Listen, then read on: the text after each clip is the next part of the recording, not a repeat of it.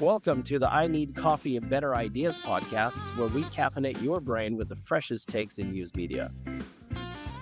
And welcome to this week's edition of I Need More Coffee and Better Ideas. I'm very happy to have with me Tarjei Gilbrand from Kilkaya. Welcome to the show. Thank you so much, Birgit. So nice to be here. Great. We've known each other for quite a few years. We met, I think, in 2017 or 18, something like that, for the first time at a conference. I think DMEXCO or I Yeah, I think was surfing DMEXCO. the Mexico, and I Yeah. think we had a few drinks as well. Yes. At least I remember it was extremely fun. It was a lot of fun. I agree. It was very fun. And now we're here with the kind of two new jobs, but still doing the same thing, helping the publishing industry do better and doing our part in making them thrive. There's a couple of items that we're going to dive into today, which is more your specialty than mine, which is why we have you on so that we can get your perspective. But before we get to that, it'd be good to understand, how did you end up where you are today, and what's been your journey, so to speak. I mean, how far back should we go? That's your choice, mate. Our whole universe was in a hot, dense state, and then bang, and everything expanded. Stars formed, planets cooled, etc. Yeah. And fast forward a few billion years, I came along and decided I wanted to be a programmer. So I started at the University of Oslo studying programming. After a few years, I figured out I didn't really want to be a programmer. I just love technology. So I took a little detour and took 1 year at business school studying economy. So my interest actually is more intersection between technology and business. Then I worked as a programmer for a year or two and then moved into project management. And in 2006, I started for a company then called LinkPulse and worked for that company for many years. They also did analytics for newspapers, really early to have click stats for the home pages and everything. At that time, most of the analytics tools were based on the server logs and not by actual events on the page. So we were very early to actually understand what's happening on the page. And 5 years ago, we started a new company, me and three other guys called Kilkaya, still doing live analytics as our core base. And we work exclusively with online newspapers. And our entire focus is on helping the publishers bring out their unique voice. So the basis of our analytics is that we want to make it tailor-made for each and every publisher. We say align, adapt, achieve. So the first step is always we try to align to the publisher's goals and DNA to make it their analytics tool. That's a great segue into my first question. So I go to a lot of conferences. I've been in the industry for a long time. I learn so much all the time. But there's one area, or there's probably more than one, but at least one area where I feel like I'm a complete noob every time I get into the weeds of it. So I'm going to start pretty easy on this just for me to understand. And I'm sure that there are other people out there as well who are going to gain some knowledge from this first question, which is, are publishing tracking the wrong metrics? Because what I see is that a lot of, and this is my observation, it could be wrong, but it's my observation that many media companies, they obsess over clicks and page views without necessarily always thinking about what they actually reflect, or do they reflect success?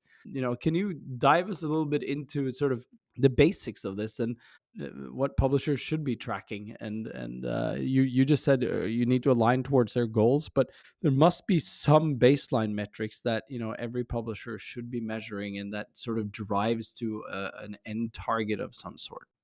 I'm not so sure actually if there are some KPIs everyone should measure. And of course, I understand your question as going from clicks and pages and to more engagement metrics such as view time. But I even want to kill view time. I think that's a shit KPI, to be honest. What I want to measure, and if it was possible to measure only one thing, I would choose to measure if the reader was happy or not when coming to your site. Did they find anything to engage with or not? I mean, if you look at social media, every time you go to TikTok, Facebook, whatever, you find something new. You find something that's tailored for you based on your interests and everything, and you get your dopamine every single time. And it's not so much the case with publishers, and that needs to change. We need to engage our readers every time they come to our site. On that note, though, right? Isn't editorial being murdered slowly and surely by AI? Like, just mentioned TikTok and Facebook and, AI driven recommendations to maximize engagement. But if that's the case, why should publishers bother at all with any editorial insight or oversight on personalization instead of just optimizing for clicks, clicks, clicks all the time? Because clicks is not what you're living from, based on what kind of clicks you're getting. And also, when you come to a page, if the only thing you want is another click, then I think to put this into a user needs perspective, then the user needs basically waste my time, not inform me, not educate me, not even update me. Mm, And I think that's basically how I see social media. They have one user need that's waste my time. And I think editorial media needs to be something different. It needs to stand out from social media. And we need to have, of course, quality journalism in the bottom of everything. That needs to mm, be the basis. But then, let's say you're a person coming like 5 times per hour to see if there's anything new. And every time you come back, you see the same news as last time. Then you don't get your dopamine. So I think what the personalization is about here is to make sure you every time get something new. I mean, the most important news stories should still be up there, maybe on the top, maybe a few rows down, but it still needs to be on the homepage. But at the same time, you can personalize parts of it already from the top, not just like on row 5 with the personalization and the 4 top stories are locked. That's also not a good way to do it. You need to personalize from the very top. mm. In your experience working with the editorial team, and I would also assume that the product team would somehow be involved in this. What's their take on this? Where do they fall on the scale of sort of, okay, we'd like to try this a little bit, we'd like to dive all in, or actually we're not interested at all. Like this makes no sense to us. We just want to purely editorial curate absolutely everything. I think we see a big shift this year, actually. Up till now, it's been quite reluctant by publishers, especially on the top. But we see now that most publishers realize that they need to have a recommender algorithm. Not the same as the social media, though. It needs to be Mm. different. It needs to be informed. That's why we call it informed personalization. It needs to be informed by editorial decisions and the priority. So you need to be able to prioritize which stories should go on the top and which stories should not go on the top. The challenge, I work in sales in this industry as well, and sometimes I see change inertia, and I definitely also see that publishers operate under such intense financial pressure where more clicks often mean more revenue, right? How do you go about convincing decision makers that informed personalization, where editors guide the AI recommendations, that drives better long-term business outcomes? First of all, I would like to say that there's not necessarily a conflict between making money and making a newspaper. It could be, Agreed. but I think if you put technologies like Outbrain and Taboola below your articles, it's like peeing your pants to stay warm. It Mm. gives you some money right there and then, but you kill your brand. There's no way you can build loyalty to your brand by having those kind of recommendations below articles. I If I have one personal goal in this industry, is to Yeah. kick companies like that out. I mean, we have several competitors I respect. Outbrain and Taboola are not among those. Yeah. The conversations that you have with the decision makers, though, are you welcomed in and they roll out the red carpet to hear you and your teammates at Kilkaya talk, or is it like, okay, well, we'll listen to you, but we will likely try to figure this out ourselves, or is there absolutely no interest at all? It's usually a long process because it takes time to Yeah, make the transition. marinade. Yeah, really. And some publishers are very quick to adopt and try these things. Yeah, I like to say it's a huge risk not to try these things as well. If you don't do anything now, you'll fall behind. yeah. So I think that's the biggest risk you can take. There's also many publishers who believe they should do this themselves and create all this technology themselves. Of course, coming from my perspective, I think it's better to see what you can buy from the shelf. And our technology is made a way that the publisher can kind of make it their own.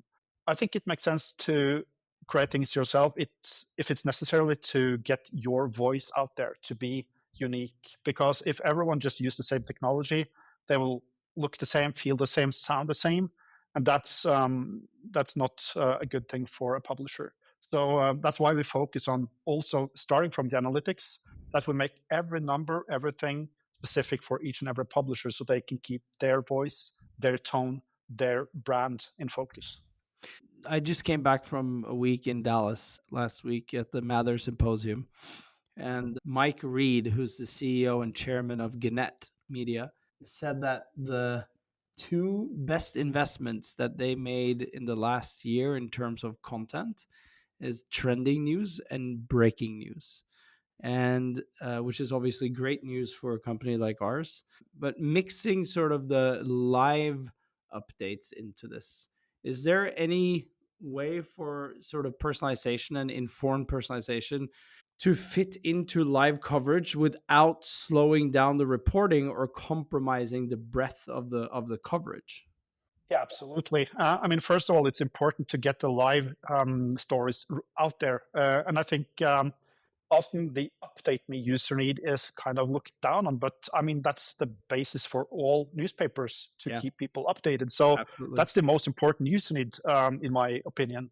The only problem with update me and those articles is that they usually there are quite many of them, obviously, and then tend to push other good stories out to the homepage. Mm, And this is where the informed personalization really shines because, and also products like yours in Norkon to have live blogs is extremely beneficial for the publisher because they then get a place where those stories can live without interfere with the rest of the homepage. mm, So I really love to have a live blog, and that's a very good thing to have from every publisher.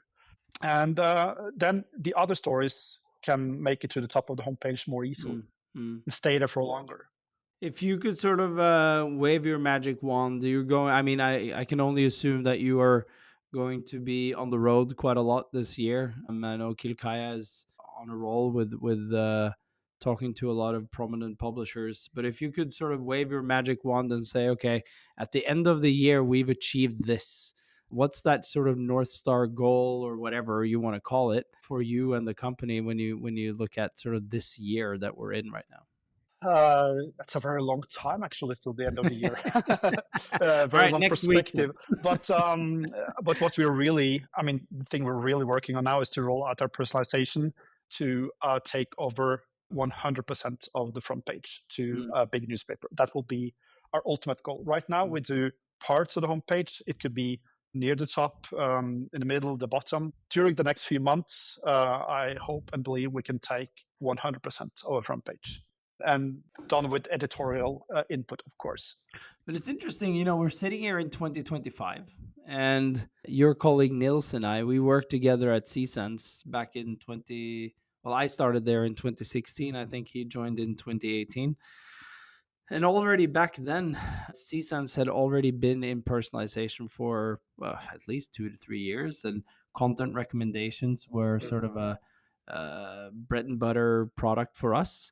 But it always felt like we were battling uphill, like a lot uphill. And some publishers, I remember Winnipeg Free Press, they were the first ones to sort of really dive all in. And a couple of other publishers here and there would sort of take the spots of Outbrain or Taboola kind of approach to things that like right below the article kind of placements and stuff like that. What do you think has changed over the last few years that publishers now finally are, because the Reuters Institute said, I forget the metric right now, but I think it's in the 70% or 80% of the media executives were, positive towards personalization now, whereas that number was significantly less a few years ago. What's happened? Is it just the industry? Is it the technology? Is it just a mindset shift? What do you think has happened? I think it's the decline of traffic, and you see, especially you see social media and search and everything could be cut in half just the next day. Mm, You see, Google Discover now is a huge thing for many publishers.